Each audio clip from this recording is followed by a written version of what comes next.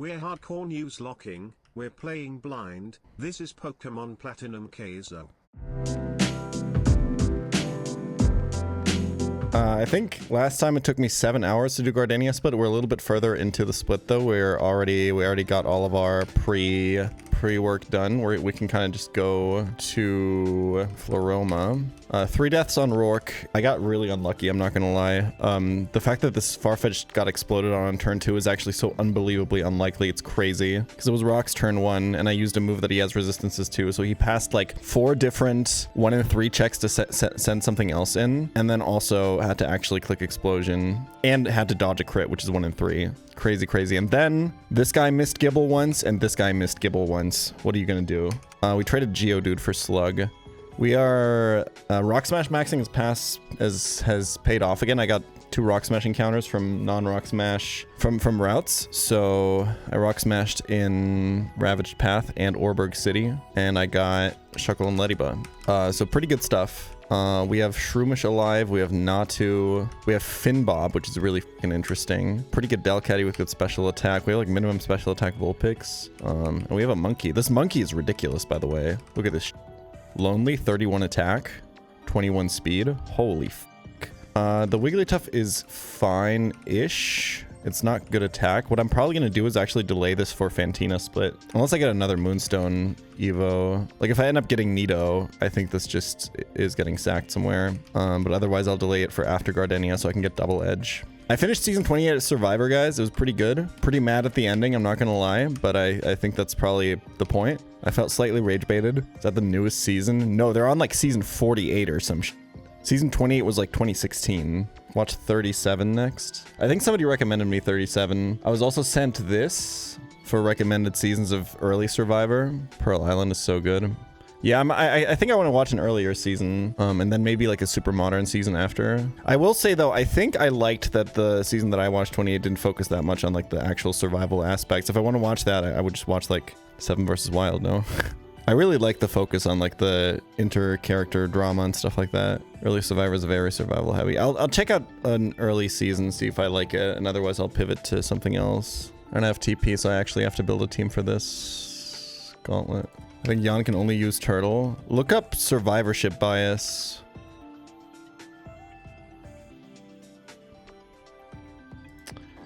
Every single time I forget that this has Intimidate. Can you explain survivorship bias? So there's this story from, I believe, World War II. There was this study that they did on planes that would return from combat to figure out where to put more armor on the planes, right? Look at this. This is an image showing where all the planes that would return from combat were damaged, right? And then the idea was, well, this is where they mostly get shot, so we should add armor into these spots, right? Not realizing that the most important part to put armor on would be the engines. And the reason that none of the planes that they looked at had damage to the engines was because the ones that were shot into the engines died and never came back. So in the same way, you can look at my runs and be like, he's only 1 runs with Turtle, the other might suck, right? Maybe it's just that, you know, Turtle is better at early game and therefore other ones just never come through. That doesn't necessarily mean that we should be picking Turtle more, right? W history lesson. It's not... Never mind. That wasn't the point of the story. Can I be real with you for a second? I don't really have a good answer for this guy. I mean, when in doubt, Shuckle out. Okay, he's locked into Bug Bite now. It's easy. And that's why we Rock Smash Max. Faint. 80 base power. Have I never had a monkey at this level? I don't ever remember learning this move. Fails on non-protect. Yeah, I know. I feel like this is better than Helping Hand. Maybe on like Gabite or something? You probably don't want this out on Mars ever. I could see Helping Hand being clicked actually. Honestly, that seems more likely. Helping Hand is just more reliable. Okay, this is actual minimum special attack Vulpix. This is the ultimate limit test for this fight, bro.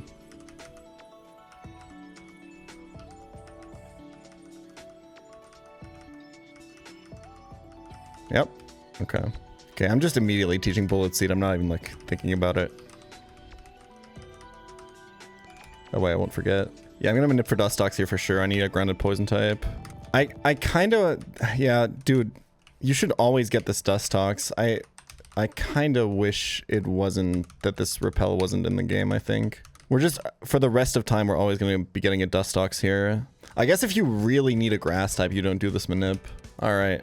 What'd you guys give give this guy Valentino, Mama, B. Lame Beer, Jesse, Zerg. Zerg isn't really a character, it's an alien race.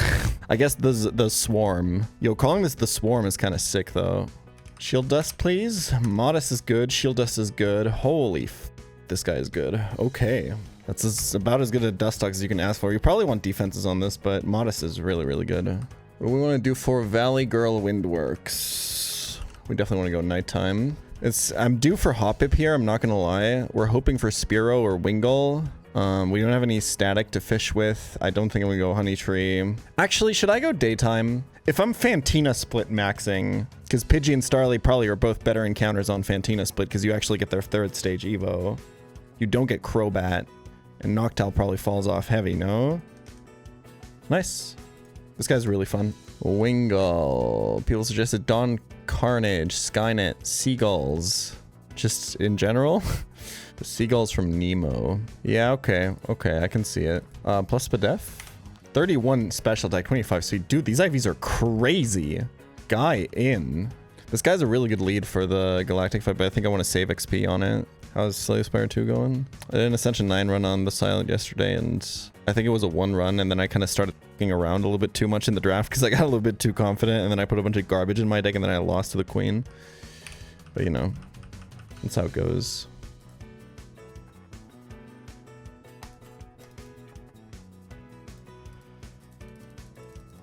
Why can't he switch? Why can't he attack it? Why doesn't he just throw Pokeballs? Okay.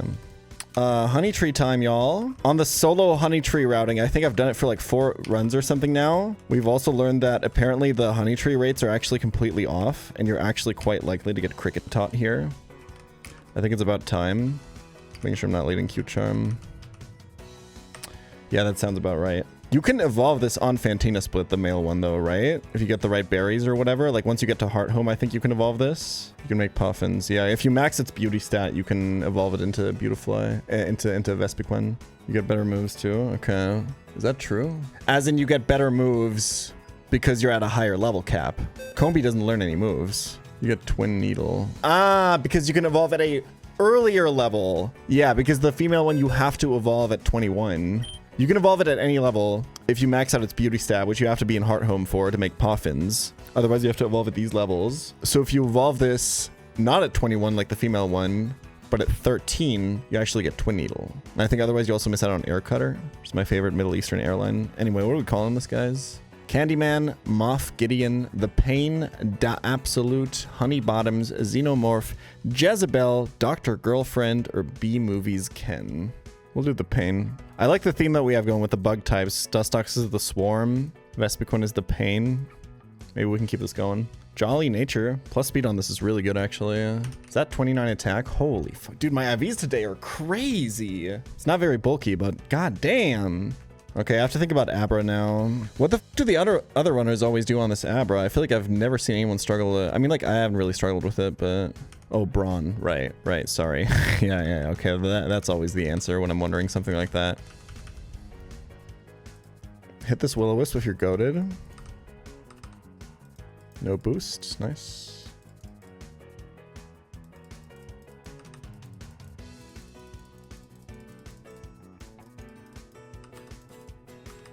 Nice. Okay, now we go Pelipper on Aurasphere and Ledian on Psychic. And Pelipper is frozen with an Aspie Berry so that we can get the Unburden boost immediately. So now he's faster than Abra. Damn, Ledian actually does tank that. That's sick.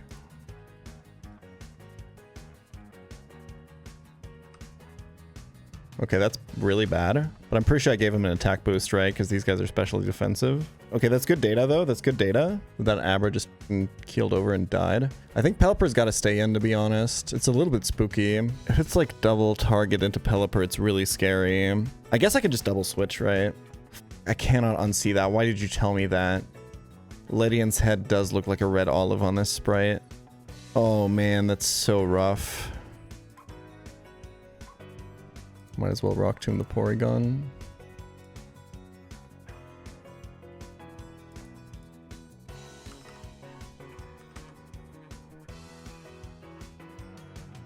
think we won. Monkey value. Oh, whoops. I was dead to crit. My bad, guys. My bad. Sorry, monkey. Got a little bit overconfident there. Another riskless fight.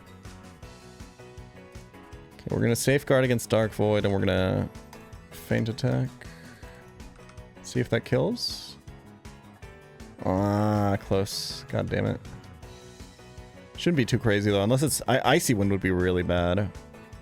Light Screen is actually completely fine. Ah, that's the one thing I didn't want to happen. Low-key, am I still faster? I think I'm still faster than Houndor.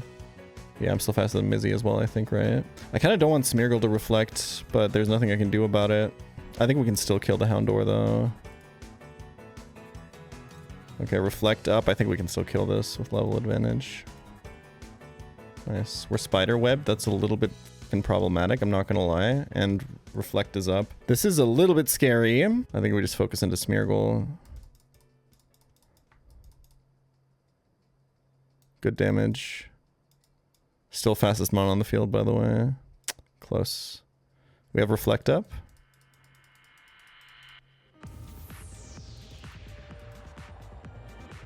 Okay. Okay, the only thing that worries me is Golbat Poison Fang crit on Ledian or Air Cutter crit. There's nothing I can do about that, though. I literally just have to... I have to kill the Smeargle so I can get rid of Spiderweb so I can switch again. Crit? Okay. Don't crit! Nice. Okay, Smeargle dead. We can switch again when we want to for XP distribution. It's probably Rock Climb into... Big on locking stuff into Rock Climb. Then I'm expecting Poison Fang as well. Let's go here. He has double screens though, so it doesn't really super matter who we go to. I want to try Ceasus maybe. Okay, I saw Sandslash getting confused there. That's a little bit annoying. Keep up the Bagon and just focus the Golbat. Okay. I think we win, y'all. Okay, easy.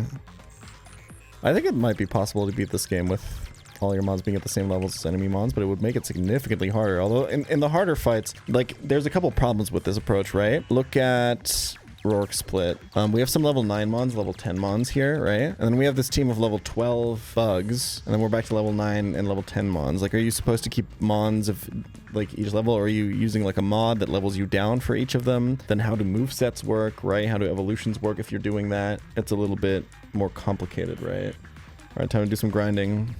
This is the first calc run. I just use the calculator to look up how much XP the Pokemon gives, bro. I'm not calculating damage. I'm just making sure that this guy is high XP enough such that a third of the enemy Lunatone will level him up so that I can be leveled up for when Murkrow comes out.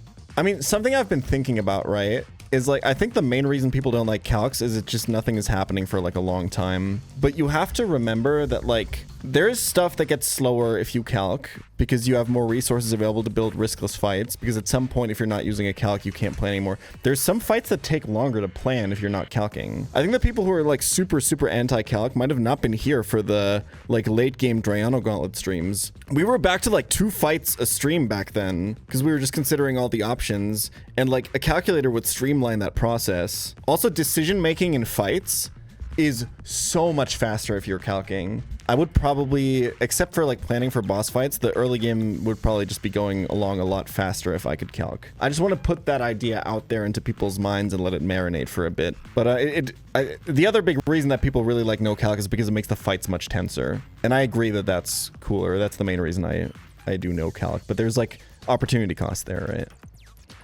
Okay. We will fake out the Lunatone, and then Pelipper will pluck its Pitaya Berry, giving it a special attack boost. We have to hope that it's not back-to-back Confuse Ray into Pelipper here, by the way.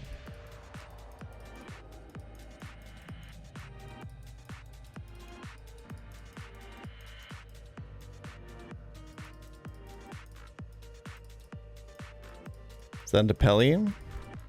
That's fine. -1 per Zim. I shouldn't have gone per Zim on Delcatty, actually. Why did I do that? I lost one for nothing there. Okay, now we Water Pulse into Lunatone and switch to Monkey.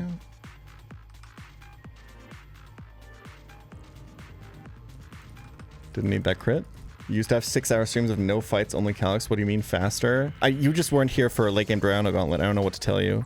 We used to have that on no calc runs as well. Once you get into late game and you have like a huge box of Pokemon and like really complex fights. There's some fights that are fast. I don't know why I have to explain this to you. There's some fights that are faster to plan if you have a calculator, because you don't have to make the decisions like, is this going to be a range? Like, for example, the cycling road literally last week where I was deliberating for like an hour between the Venomoth line and the Sudowoodo line.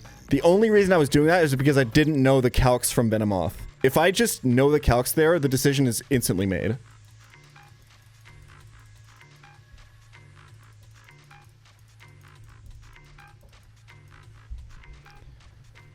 I think it's not really about the time spent. Like, the time spent is probably on average in an early game like this with a calc is just faster. It's about like how intense the fights are. We got intimed here, right? And this has a quick claw. We have to switch both of these guys out. Can I get away with not sending in Chestnut here? I think so. Maybe. This should be safe. No. I think I'm dead to Leech Life crit. Let's just bring in the Chestnut, man. It's fine at this point. Oh yeah, it also gets Helping Hand boost, obviously. You say you became a better player by not using calc?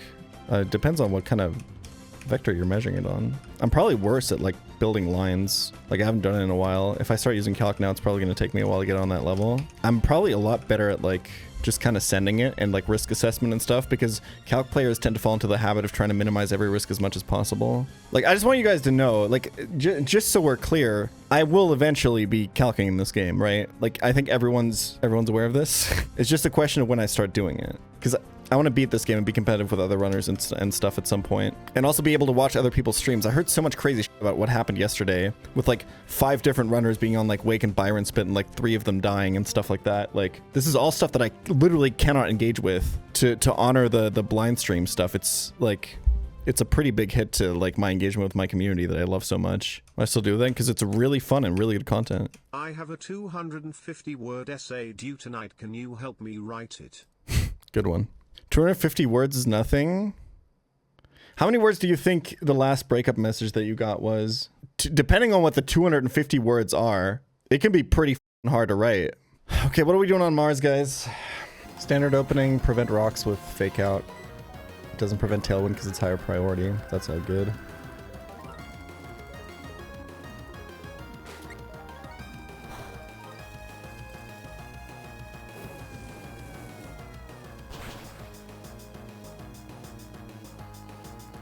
Dead to Fire Spin. Nice, Yawn is huge. Save us a Chesto Berry. This fight's all about not getting swept by Gligar, not getting hit by like a Perugly return crit, and saving as many Chestos as you can. Alright, we got Gabite first. I like that more than Perugly. Will-O-Wisp the Hippo. Delcatty always has to leave here. So the question is, do I want Sandslash or Wheezing for Perugly? The problem with the Gabite is you can't really time its kill because it's always spamming Protect, so you can't like position another Pokemon while this dies, which is a little bit awkward.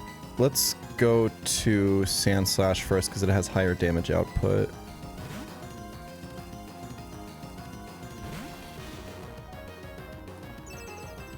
Beautiful. Fine by me. Both of these mons have Earthquake, but they're just unlikely to click it here because they both have a grounded partner on the other side, so Macargo is pretty safe. Just drill a run into the Gabite here. Get some Rough Skin chippage. And another Yawn dodge. We have 0 Chestos used so far. It's really good.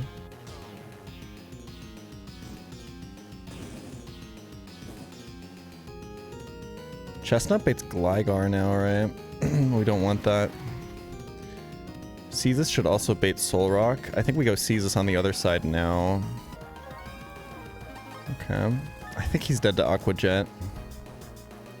I think we Aqua Jet and then Sand Attack with Sandslash into Hippo to reduce the accuracy of Yawn.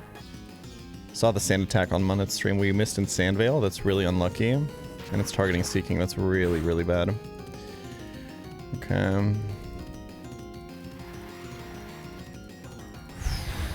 Soul Rock is starting to look a little bit sus. I think it's just same turn as last turn. Now we take extra Sand Chippage on Sea King and perhaps actually get put to sleep. Okay, that's fine. -2 Chestos now. I think I'd try to get Delcatty out this turn. And if we actually get the kill, we have Fake Out off cooldown. So f***ing annoying. I think I still go for the kill. This is gonna get really ugly. I think he sees kill into Caesar now. So Caesar is actually dead if I miss this Aqua Jet. I think I maybe have to go into Pelipper and just play it super aggressively.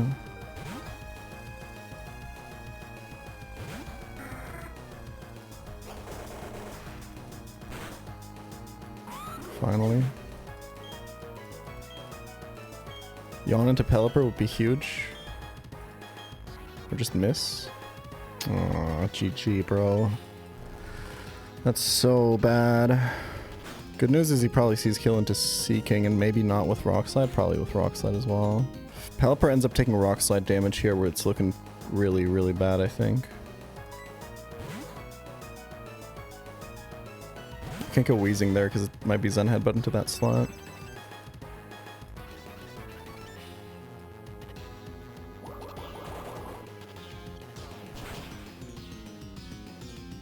Huge damage. Okay. We don't love to see that. It's nice that it didn't do any damage. The problem is Light Screen is up for Gligar now, and I don't really have time to stall. I think Sandslash baits Perugly, right? I think we want this to be Perugly. Are you faster than Soul Rock? You're hasty, right? You are 1 speed point faster. Holy f***. I think Metal Claw kills. Wait, that's really good. We can Metal Claw the Soul Rock and switch to Delcatty.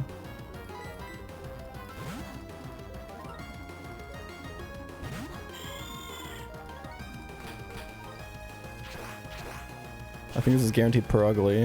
And now we have time to stall the Light Screen turns. And we can like Fake Out Perugly, switch to Chestnut. I think we stabilized.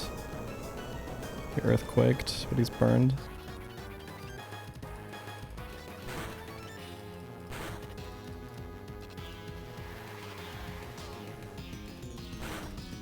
The question is, do I stay in? Because Hippo is going to die soon. I don't know if I have time to switch to Chestnut and burn this Perugly. I don't think I do. I can switch to Chestnut and Fire Spin it. I'm faster than Perugly with Delcatty, right? Yes. I think it's attack into Perugly. I can even finish with Hyper Voice after.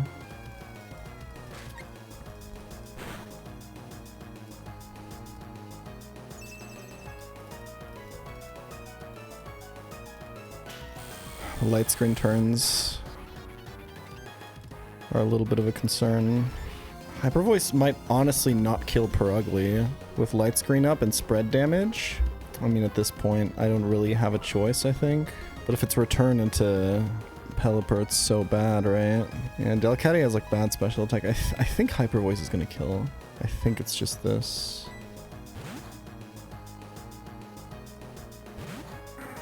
I think this is close. Perugly has buff defenses. Okay.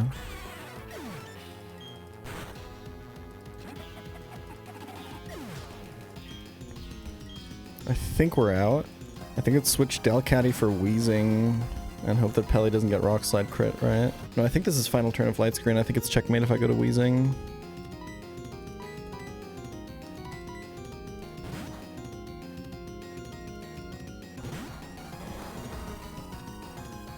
Water Pulse is guaranteed hit, so we don't have to worry about Sand Veil. Oh, this actually just 2 KOs anyway. GG. Oh, this is faster than Pelipper. I didn't even see that. I was super dead to crit. Wow.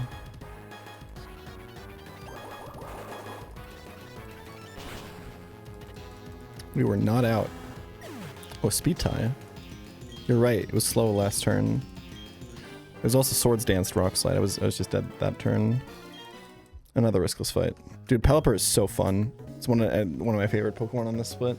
We need a Rotom-answer, as always. Do we want the level 17 Manip or the level 18 Manip? So level 17 Manip deletes the Starling Bidoof, gives you a 50-50. It's a 50-50 for a Nido, so a Rotom-answer. Either way, if we do 17 or 18, the difference is that 17 is out of that 50-50 pool. It makes female Nidoran more likely, but also adds Ekans to the other side of the pool. It's actually better than 50-50 because of Letty and Dupe, though. Ekans is, I think, the worst Pokemon in this pool, and I think Nidorino is fine, so I think we do level 18 Manip. That's so fucking unlucky, man! It's Arbok, too, so I can't even, like, delay the evolution to get a good move on it. That is the worst, like, by far the worst on this route. You don't get another stab move until 42 Poison Fang. You're literally stuck clicking Poison Sting. Whatever, it's fine. I guess it gets Earthquake at 33, huh? And it's got Intimidate. It's, like, fine. Arbok is, like, surprisingly fast. 80 base speed is not bad. Cobra Commander, Ka, Alucard, Shao Kahn, My Landlord, Snecko. Is Snecko from Slay the Spire 1? Is he an actual enemy in that game? I just know that there's items named after him in Slay the Spire 2. Modest, cool. 3 attack. Yeah, really cool. We have Shuckle for 205, y'all. We're so fine. Encore this so it can't boom.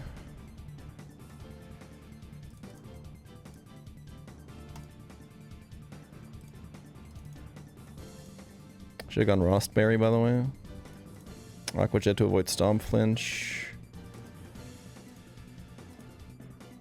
I'm getting owned. Holy f, forgot the set drill pick. This is random move. You know what we do on random move?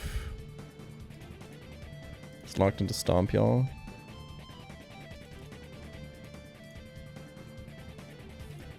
I don't have anything for this now.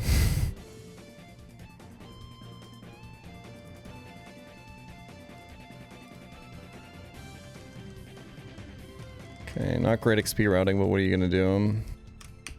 Should be fun. We're shield dust, so fake out is not a problem. Now we go here. Will-O-Wisp, Will-O-Wisp. Recover. And now kill this with Sand Slash. He's only spamming Seal Wind. He could get the defense boost. Like, worst case, I just take another hit from it, right? Okay, now if this booms, I have Chilan Berry. Yeah, easy. Okay, that wasn't very hard. Next fight is just annoying because you can't predict what moves she goes for because she's missing a bunch of flags in the AI. And the Happiny kind of threatens to come in and XP bomb one of your Pokemon because it gives so much XP, so you want to plan what to kill it with, but the problem is it's kind of hard to bait it out, and then the Butterfree can like randomly U-turn because this guy doesn't really check for damage. Max attack Monkey and Blaze. If this doesn't kill, Monkey doesn't deserve to live. Cool. I know Arbok has its mouth open in this back sprite, but if you imagine that it doesn't, it looks hella fucking cute. Oh well. Easy. I don't have Magby to sweep the next trainer this time. That was fire, man. I mean, I guess that Magby always is, but you know what I mean. God damn, you take no damage. Wait, Arbok is sick as fuck.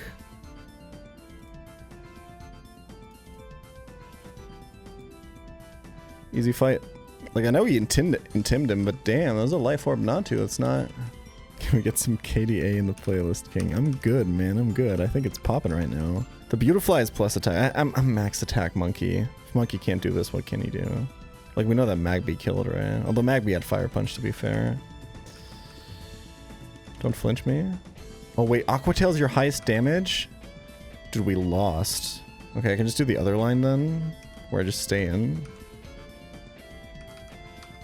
27 on Pelipper is, like, not cool, but... I want to chip this guy once. Maybe one more time. Okay. Now we chain the Beautifly. Nice. Free. Monkey niche found. Make sure to take Chestnut for the next fight. What was my encounter here? Oh yeah, Arbok. God damn it. I mean, he's been okay.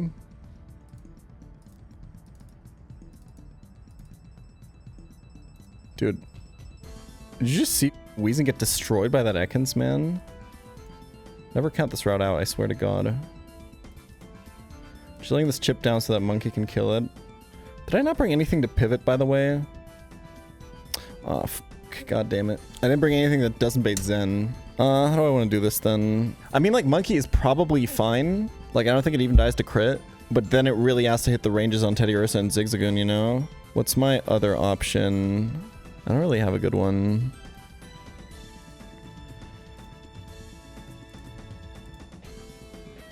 Kind of forgot that has extreme speed. I wonder if I'm dead across chop. I should probably switch.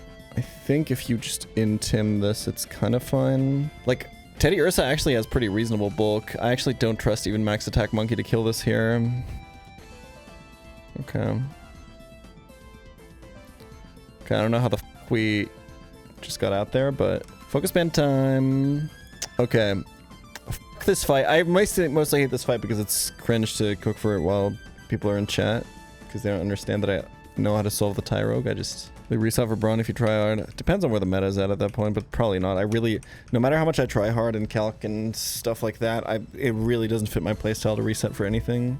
Like, I'll reset if the box is really, really shit, but even then, usually only after the first death.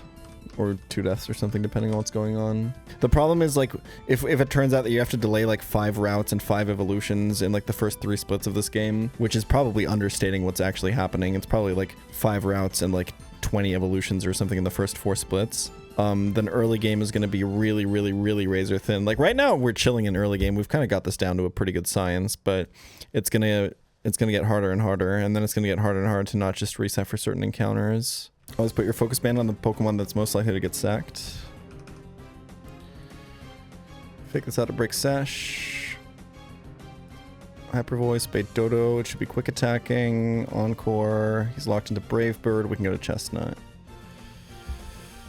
It's that easy, folks. Okay, this is jump kicking. We can Encore again, probably. I wonder if Arbok kills this. Probably not, huh? That was so much damage. I think you just go to Weezing, bro. Yeah. And then pivot here. Pivot here. Cool. This is a stay-in angle, right? Yeah. Arbok's kind of good, man, for this specific section. Okay, how many dupes do I have in Eterna Forest? Because if I have no dupes, I go for double encounter. Where did I trade this game? Geodude, right? I think I have 0 dupes. I have Shroomish. Is 1 dupe worth it to get the double encounter? I was wondering, are there any advantages to not doing calcs, or is calculus a disadvantage 100% of the time? I think if your run isn't going particularly long, like if we're going into like early game like this, like trying to get past Gym 3 or something, I think the win rate of a calculus run is actually going to be pretty similar, if not better, because you're willing to take more risks. Or it's not even, it's that you also just don't see some risks that a calc player would see. So you do a lot more frauding and can get a lot further, right? Just by going for like flinches and crits and stuff like that, and just kind of like risking like 90% ranges that you think are guaranteed and stuff like that, or like things that you think are guaranteed kills that are actually not kills at all, and you get a crit. Like those can pile up, but over time, every trainer that you kill doesn't make the rest of the game any easier, but any Pokemon that you lose makes your run weaker, right? So over time, taking those risks is just not worth it, because eventually you won't hit that crit, you won't hit that range, and then your run starts snowballing. Still in the lead for Blind Calculus Fantina. I don't know anyone except for me or Moxie who plays this way, so probably. I don't know, because Moxie has like a job. I don't... Oh yeah, we were going to decide if we're going to get our double battle encounter or not. With 1 dupe, I think double battle encounter is better to zero in on something I really want. I think Baneri is really bad, and I already have other Nomu targets. Okay, I'm choosing to take this as a double battle encounter because I get to see more Pokemon. I usually don't do this if I have too many duped out, because then seeing 2 doesn't really matter, because if one of them is duped and the other one isn't, you still have to catch the one that isn't. But only having 1 dupe here, I think my odds are pretty good to get something good. Yeah, I need an answer to Rodom, so we kind of want a Nuzleaf Max here, or if we can get Paris, we have something for Milo, something more consistent. Cute Charm here is... I think the way it works is that it doesn't actually influence the encounter rate, right? Like, I think the cute charm is done after it generates the encounter. And then if it's a gender-locked Pokemon, it just can't flip. That's how I understand it. So in this case, it doesn't matter, right? Because there's no Burmy, there's only Wormadam and Mothim. And it doesn't matter for Combi because we already have Combi. Yeah, I don't think it deletes Wormadam from the encounter pool. Like you would with Static or something.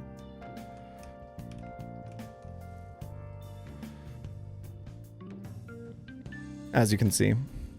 Okay, this is interesting. These are probably the worst 2 encounters here, maybe.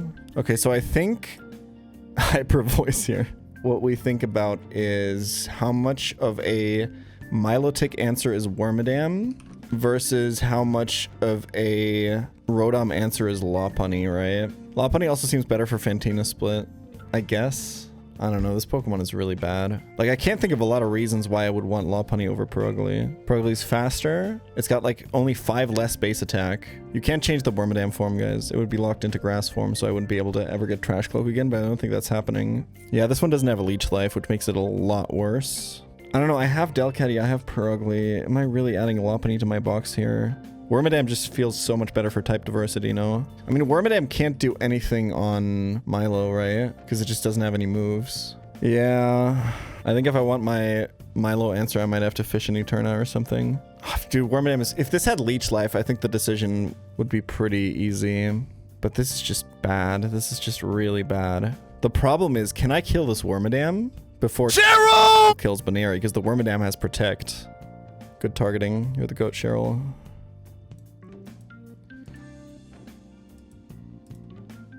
Don't protect. Nice. Nice.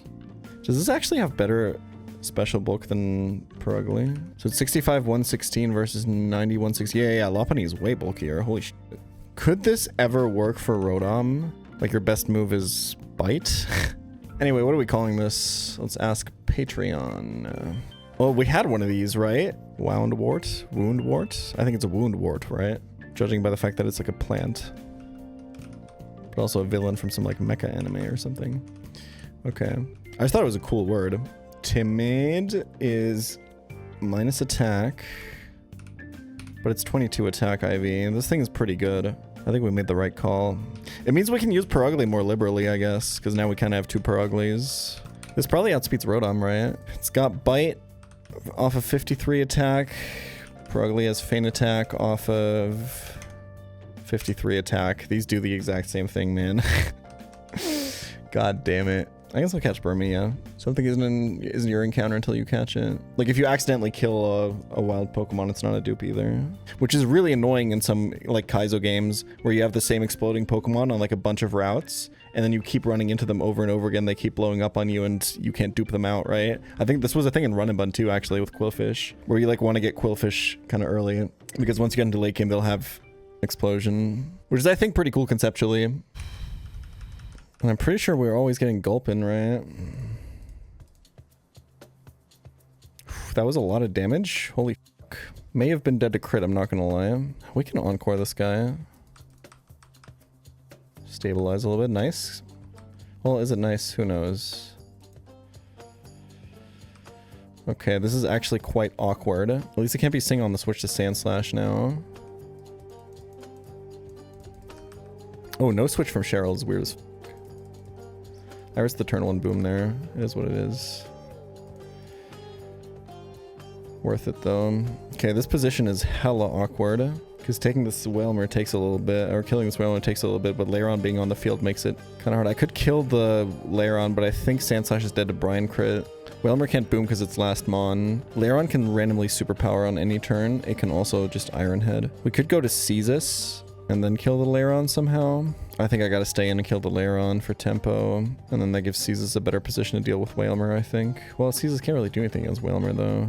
This position sucks, bro. I'll kill the Lairon, though. There's the Sing. Okay, so let's go to Ceasus first of all. That is Leech Life damage from Wormadam. That's the most it can do to me. Honestly, this position's fine. I just don't do any damage to Wailmer is the problem, right? Don't say that. Dude, that Caesar's dive did 1,000,000 to Whalmer. What the f? Okay, time to switch. Oh, Leafeon out is so good for me, actually.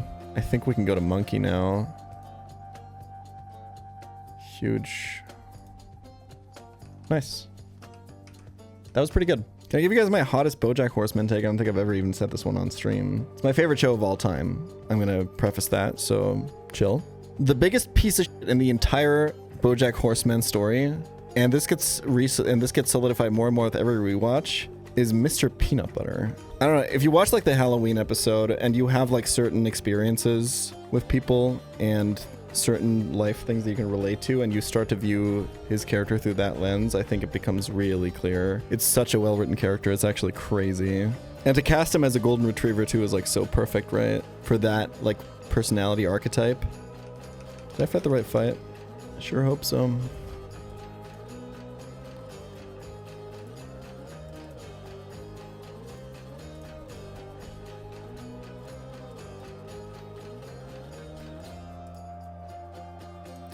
Questions, what do we do with XP management here? I kind of can't afford to go to anyone else, right? He's cute though. Yeah, that's kind of the issue. He's just a little dog. He doesn't know what he's doing. He's just a stupid doggy dog. He doesn't know what he's doing. Like, he just really tried to do the best for you the entire time. It sucks so much that it always ends like this. I don't know, if you've had certain experiences, it just rings very true. Can I kill this guy? Yeah. Any boosters? I actually got the boost. I'm staying in, bro. I think we go here. Okay, thank you, Cheryl. Finish the Invincible Hate Watch? Not yet, no. I've been too busy watching f***ing Survivor for some reason. How the f*** did I get myself addicted to that shit, man? I watched the entirety of season 28 in 2 days, bro. It's been a long time since 1-2 Skittle Diddle Do. Yeah. I mean, mannerisms come and go, right? At least you're not feral stimming going anymore. That was a dark time, okay? This is my first time ever doing this fight. It looks pretty playable, though, I think. Minimum attack Arbok does have to kill this Ghastly, and then not be dead to Ice Shard from Shelter, but that should be fine. Getting a lot of value out of this Arbok. Like, honestly, if this dies here, I won't even be that mad. Gotta leverage the Pokemon when they're good, right?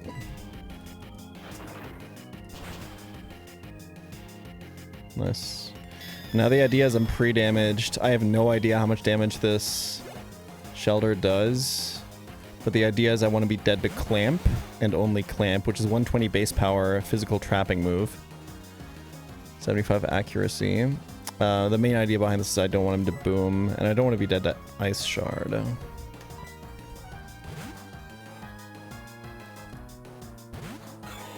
We can go here. Nice. Looking good. And we can use... Nice hat. Thank you. Miracle Seed boosted Bullet Seed. Nice sharded. If this kills Shelter, then Magnemite should be dead to Force Palm. Holy f***, he crit me.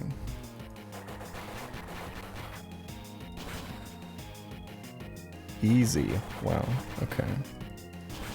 Breloom does have a lot of statistics in the attack department. I will say that much. Oh, this bait's Lickitung? Wait, why? Oh, because Breloom resists electric. Because I can't... Okay, yeah. I understand. My bad, my bad. That's fine. Is it fine, though?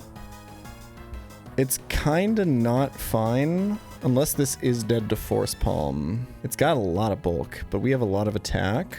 It means that Magnemite can't boom, but the main scary thing about this Magnemite is that it's wearing an Iron Plate and has Magnet Bomb. And Iron Plates increase Steel-type move damage by 50% in this game, so it's essentially got choice specs for its Magnet Bomb, and Magnet Bomb is also like 100 base power or something. I don't think I can afford to stay in. This could kill. Based off of the Shelter damage, the Shelter also has Filter. This is 9075. Shelter bulk is 3100. And we had Miracle Seed boost. Like, this is more than twice as bulky, right? And Force Palm is the equivalent of like a little bit more than 3 bullet seed hits. This is also plus defense Lickitung though. Like I can just use Chestnut. And then the question is what do I do when Magnemite comes out? Chestnut is slower than Magnemite. Can I burn this and then kill it with Sand Slash? The only problem is I actually put my Chelan Berry on Sand Slash. This is so tough. We do have pretty significant level advantage over this. Yeah, this guy has risky AI. If he booms on Chestnut, it's so bad. I think this kills.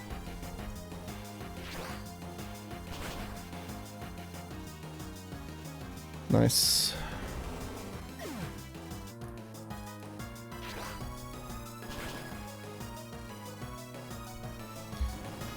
A lot of XP on Breloom now. Kind of want to use it on Fisherman, so... But you can use a lot of stupid shit on Fisherman. Okay, now I have to decide between... Mercury and Venus. I'm not gonna lie. I think I'm just gonna pre-sleep here. I think it solves like everything. How do I do it? Can I do it in this bed? I've seen someone do it in the bed. I have to talk to Hypno Man first. Ooh, I see. Yeah, that's pretty fun. We'll do that. We'll do it. We'll put it into a short. We'll link the short on a command. I'll only do it if I think it's super relevant. And then I think it's fun. It helps so much in this fight. It's actually crazy. I think this is a good way to open it. There are new Fuck my mic. Okay, hold on. Let's try that again. There are new developments in the Platinum... me. There are new developments in the Platinum... There are new developments in the Platinum Kaizo... Chat, stop laughing. I can't do it if you're laughing. Stop. I can't do it. You guys need to shut the f*** up. I can't do it. You guys f*** me. There are new developments in the Platinum Kaizo pre-sleep drama. Now, if you don't know what any of that means, don't worry. I'll explain it all. Platinum Kaizo is currently the hardest Pokemon ROM hack out there. Everyone's scrambling to hardcore Nuzlocke it. Despite it being out for more than a month, nobody's even gotten to Gym 6 yet. Pre-sleep is a technique in which you can put a Pokemon to sleep before a Pokemon battle, but use up all of its potential sleep turns such that you know it will always wake up the first turn that you use a move with it. This is because sleep turns are preserved between fights. Pro Nuzlockers use this all the time, especially in Platinum Kaizo, because there's just a lot of upside to it. You prevent status from happening on stuff like a Thunder Switch in. You prevent the enemy from using a status move. We'll see how this works in just a bit. Now, there's been a new patch to Platinum Kaizo after there's been a lot of back and forth in the community whether or not this technique should be allowed or not. A lot of people have a lot of strong opinions on it. Is it too OP? Is Platinum Kaizo actually designed with this mechanic in mind, and do you need to use it to beat it? Well, the Platinum Kaizo developers have answered.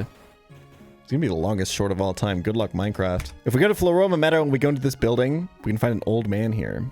Oh, it's you. I'm not gonna do the voice, man. It's you. I've been waiting for you. I am the Hypno Man. I am the Hypno, but as a man. I'm a doctor of sorts. People come to me when they're all out of options. Some people want to sleep, some people want to wake up. Nobody knows when they are happy. I can make it easy for you to fall asleep. I can make it easy for you to wake up. Is that something that you hate? I don't think I would hate it. I kind of really need it for the next fight. What a wonderful choice. What a wonderful choice. All right, now just relax, close your eyes, listen to my voice. Do just what I say. That's it. Drift off. Going deeper and deeper, but never falling asleep. Your eyes getting heavy, so heavy. Yes, that's it. Stay right there. Right in the space, right in the time, between sleep and between awake! It's done. You're stronger now. But you didn't get stronger for nothing. No. You may have terrible nightmares. You may never rest well again. If that happens, just you remember, you asked for this. So after doing this event, all of our Pokemon are asleep. And if we can go into a wild Pokemon fight now, we should see that these Pokemon that are asleep should instantly wake up. From this moment onwards, if I'm informed correctly, we can actually use every bed in the game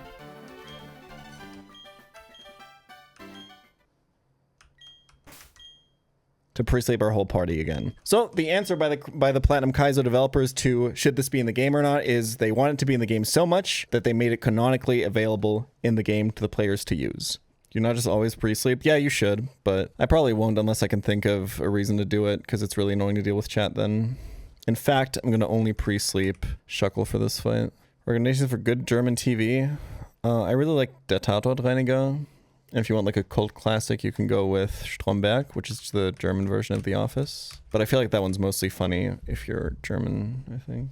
Everyone really likes Dark. I didn't like that show, but it's probably the actual like biggest difference between like general consensus and my enjoyment of a show on like anything ever. Like I found it like legitimately unwatchable after finishing season 1, but I know a lot of people really like it, and a lot of people whose opinion I really respect like it, so I'm not too hard on it. I think it's just a personal thing. I don't know, to me, I've given this take a lot of times, and there's just kind of nothing you can really argue with there, but like as someone who speaks German natively, maybe the experience just changes if you watch it like with subtitles and you don't understand the people. No, dude, nobody in that show talks like a real person. It drove me fucking insane, man. The dialogue writing and like delivery was so fucking bad. Everybody talked like they were on a TV show. It drove me crazy. Like it was so distracting from like the plot and stuff. I've actually wondered about this a lot, whether or not the fact that everyone watches anime sub kind of sometimes disguises it a little bit how cringe the dialogue is. And then people watch the dub and they're like, well, the dub is ass. None of these are like real conversations, bro. Maybe the material was just bad, you know? I don't. The English voice actors are so bad, brother. You have no idea how good the Japanese voice actors are. Well, we've broken the seal, y'all. It's time. We're headed down We're headed down a very dark path. This is the first domino to fall. You guys still have the no calc and the blind bastion, but we'll see how long it takes for those to perish as well.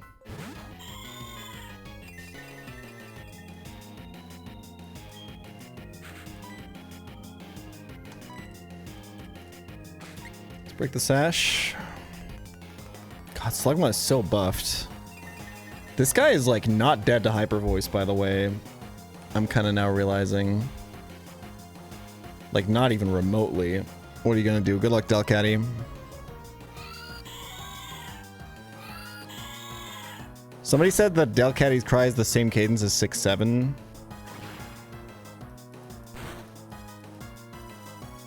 Holy f***.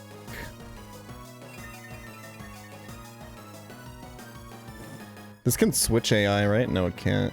There's no punish here, right? I should just hyper voice. Like, listen. I guess in case we can fit this footage into short, which we probably can't, but... So here's an example for where pre-sleep is really good. I want to encore this execute into an attacking move with Shuckle. So I don't want him to be able to use sleep powder the turn I click encore, which is why I'm pre-slept, meaning that I'll wake up instantly and encore him after he attacks. That crit was pretty scary, by the way.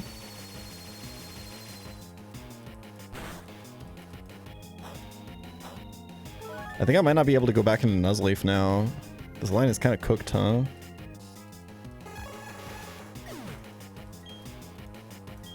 Yeah. No, this line is giga cooked. I was supposed to kill Nuzleaf with like with Arbok or something, right? Or with Weezing. Weezing was the mon. Yeah, I f***ed this up already. Well, this better be head smash. Yo, we won? Yeah, so what do I do now? Do I just kill this with Dustox? He can boom, is the problem. I guess I have to go Shuckle, but I think I just died a Solar Beam crit, right? It's always faking out here. I can't have Chestnut take damage. The plan is for Chestnut to come in on Glameow, but at full HP this time. I think we just dodge boom with Dustox, right?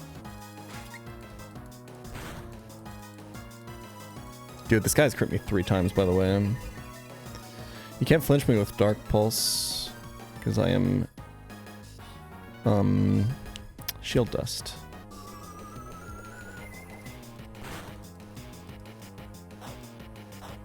W Oranberry value. Boost here is actually huge, because then I outspeed Glameow. It probably doesn't matter. I can just go to Chestnut and it's really safe, right? Like he has to hit like some hyper fiction off of assist to win against Chestnut. Just don't get crit exploded.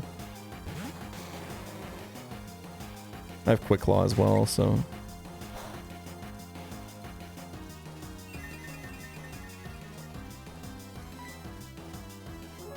EK lover.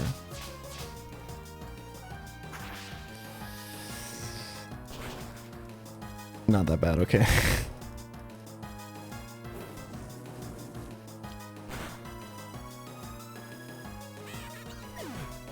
Miss the older days with longer hair and the sloth plushie. The sloth plushie is like right there.